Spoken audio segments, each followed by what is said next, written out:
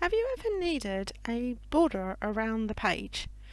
We're used to putting borders around, well, tables and paragraphs, but what about the whole page?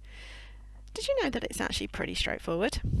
Hi, I'm Michelle, a computer coach, here sharing tips and tricks for your everyday programs to make life just that little bit easier.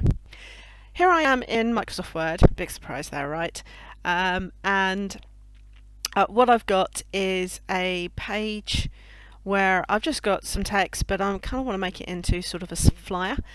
So my text is already typed in, it's centered all over the place, and I want, well, a border around the page. All I need to do is, again, back on the ribbon, click on Design, and the very last option is Page Borders. As I click there, it takes me straight into the right dialog box, and I'm on the tab Page Border. I can now choose if I want a box, if I want colour. Don't forget we've got the art and we've had that in here for quite a few years.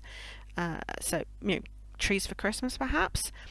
Announcements and other bits and pieces. Let's just choose stars because why not? I can choose any of these options, shadow, even potentially making it 3D, and just choose OK.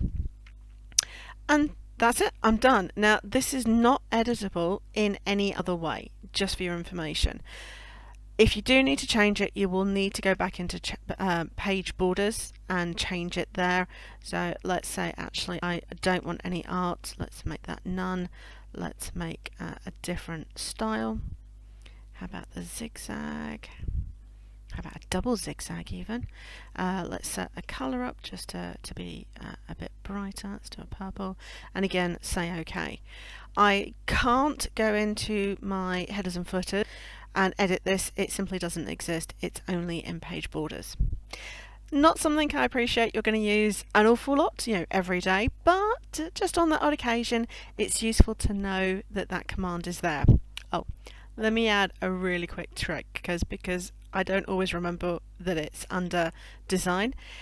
If you go into any of your options through any of the commands for borders, so that's under your home, if you've got the table selected, any of that stuff, I can click on the drop down arrow and see borders and shading there, which will take me into the right dialog box. I just need to click on page border. So that's another useful little tip. You don't always have to go to the design tab. If you like this video, please do give it a thumbs up, and remember you can subscribe to the channel itself to be notified as new videos come out. Hope this has been useful, and I will see you next time.